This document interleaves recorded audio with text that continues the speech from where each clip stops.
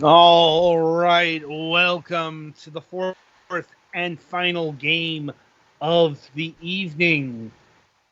Up this time is Tricky Towers. With your brilliant robe and magic powers, it's time to build some tricky towers. Stack your bricks in this land of fable, whose marvelous tower will be the most stable. Battle your friends and rise to fame in this frantic physics game. All right, Grintilda. I was wondering when you were just going to drop the act, but That's their I know. goofy rhyming scheme. So yeah, Tricky Towers here is a falling block puzzle game, um, in the vein of Tetris, but is not actually Tetris. I cannot emphasize that enough. Like, because you look at the game and you might be thinking, oh hey, it's a Tetris clone. Like, it's even using proper tetraminos here. Like, but it's not Tetris.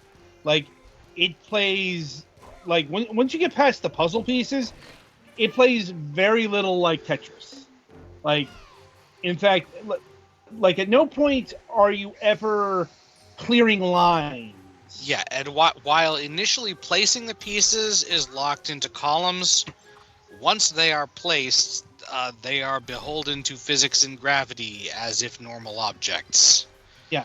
Which Unless is somewhat complicated by the fact that you need to stack them in a certain amount of time, and there's a wizard fucker that keeps doubling the size of some of the pieces. Well, no, there are. Yeah, no, there's actually three modes of play. There's the race, in which you have to stack a tower up to the goal line in a certain amount of time. There's this one, the nighttime stacking level. I forget what it's called in game, but the goal here is to get all of the pieces stacked, or at least enough pieces. You're afforded 3 mistakes, and the thing is, it's not necessarily 3 pieces. It's if a bunch of pieces go tumbling at once, that'll count as 1 heart. So, that can be a viable strategy at points. So if you fail big. Yes, actually. But yeah, and the third is the figuring out how to place all the puzzle pieces in one sitting. It's the desert level, where you're given a very limited amount of blocks. There's a laser on the screen, and you've got to figure out how it all fits together, literally. Because if you get it wrong, it's an instant fail. I'm like, the wizard fuck is real, though. Although it looks like he's actually tripling the size of things. Yeah, what he does differs depending on the level. Like here, he'll increase the size of the blocks. Other levels, he'll change it into furniture. Still other levels, he'll lock the blocks in place so you can't rotate them. And still others, he'll put a fog on screen so you can't see what you're putting down. In all instances, he can go fuck off and die. Mood. I'm like, yeah, so I'll be frank. I wanted to like this game. Like, it's doing very interesting things with the Tetris formula that Tetris itself has never bothered to attempt. But honestly, the game ends up being more infuriating than enjoyable. Like, and here's one of the puzzle ones. Yeah. Especially with the nighttime stages and the gimmicks. Like, I'm not sure why these obstacles were given. And you can get countermeasures if, like, you stack the blocks high enough. Like, there's a cement spell, and then there's a vine spell. I think some others that I can. Yeah, see, you got to figure out how all of that fits together, literally,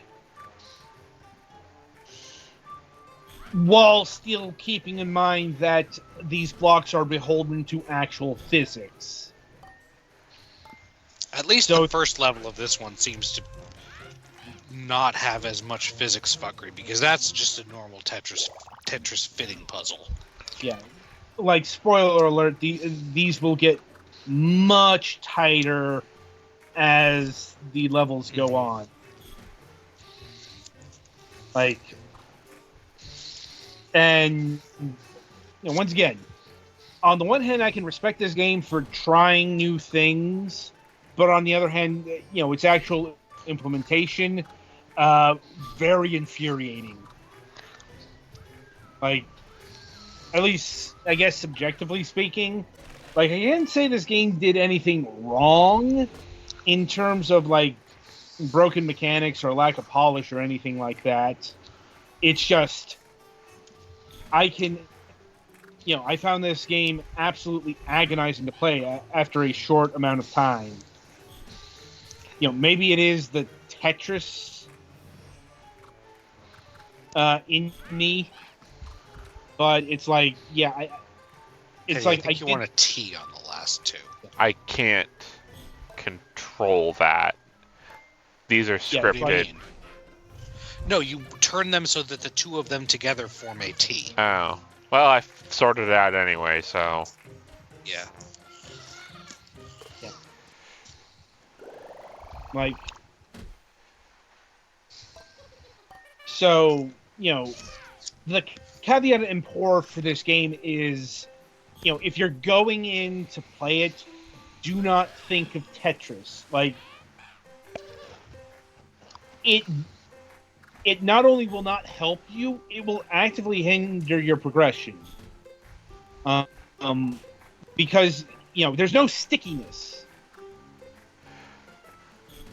And there's no, like, you can't rotate the block into a space at the last minute either. Like, if you try doing that in this game, it'll just bounce off the side. But on the other hand, you don't have to worry about gaps as much. Like, if you have a gap in between levels, as long as it's stable, you'll be fine. Because you're not worried about clearing the block, you're worrying about it stacking up. What I'm saying is this requires an entirely different kind of psychology than what you'd be expecting out of a game that has blocks like this. Like, it is also worth noting, if you get tired of the single-player challenges, this game does have multiplayer. Not full-on online multiplayer.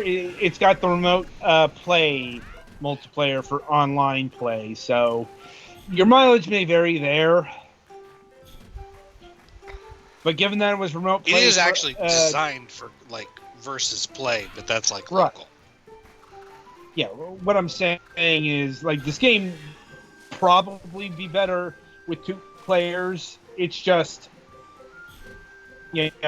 given our past dalliances with remote play forever, we did not attempt to try the multiplayer. Anyway, Petty, you've been playing the game. Any additional thoughts you wish to add to the pile? My brain wants to play Tetris. This isn't Tetris. I warned you, didn't I? I know you did, but it also breaks my brain meat. Yeah. The lack of it not locking hurts me deeply. Yeah, like I said, it's a good game. It's just, it requires a completely different thought process than what you'd be expecting on the surface. Right. I cannot emphasize that enough. Because, forget the fact that it used actual tetraminos. They probably don't call that in game, but these are tetrads. It's just you cannot play this game like Tetris and expect to go far. That is my number one piece of advice here. Anyway, in terms of pricing, so this game clocks in at $14.99, $15, and it's got a bunch of cosmetic DLC. It's got some character DLC like the Indie Friends pack and the Spirit Animal pack, and it's got block packs. Oh, this does have Bricks, actual online play. Like, it's weird. Because everything here said remote play. Or, it does say online PvP. So I guess that's both. Weird. Yeah. I guess we could local play, and that would use remote play if we wanted to. The online might be like there. solely ranked or something like that. I'm not sure. Yeah, but I was about to say it was a bit weird that this would only have like remote play together, given that it's a puzzle game. Multiplayer's been pretty sorted out in these kind of things. Yeah. So, strike previous comments about that. Misread that. Well, good thing we sorted out on air. Yeah. Mistakes sometimes get made here. Anyway, so yeah, $15. I guess for the game itself, that's fine. It's just, once again, in terms of content, it's fine. It's just, I keep going back. If you want Tetris, go buy a Tetris game. If you want a game that looks like Tetris but does not play like Tetris, this is your game. Yeah. The problem here with us is all three of us played a lot of Tetris. Yeah. So this hurts us. Someone who's younger who may not have played Tetris or thinks like some of the basic stuff of Tetris is boring could be fun for them. But those of us who have been playing Tetris most of our lives, this will break their brain and not in a good way. Yeah. So, a bit of a subjective recommendation there. Indeed. Anyway, so yeah, I think that'll about do it for this game and indeed for the review session. So, coming up on the week ahead, on Wednesday, September 4th, we'll be having Thomas Stepling of Color Grave Games. They are the makers of Veritas, which we reviewed not too long ago. I did say that was coming, that interview was coming up here shortly. And things have been confirmed, so barring last minute fuckery, this is happening. A new episode of MSP is looking to happen as well. I guess it's much more in doubt there. It's one of those, it was kind of set up months ago, and I haven't heard from the guests since then. In fact, since the time that was set up, their YouTube channel's gone a bit dark. A couple of months since they've last uploaded something, so kind of concerned there. It's, not sure what's going on there, but kind of bracing for a inside the studio. Since it appears that some sort of behind the scenes thing is going on. But we'll see what happens on Wednesday. No Friday show this week. And yeah, I think that'll about do it. So until next time, I shall wish you good gaming.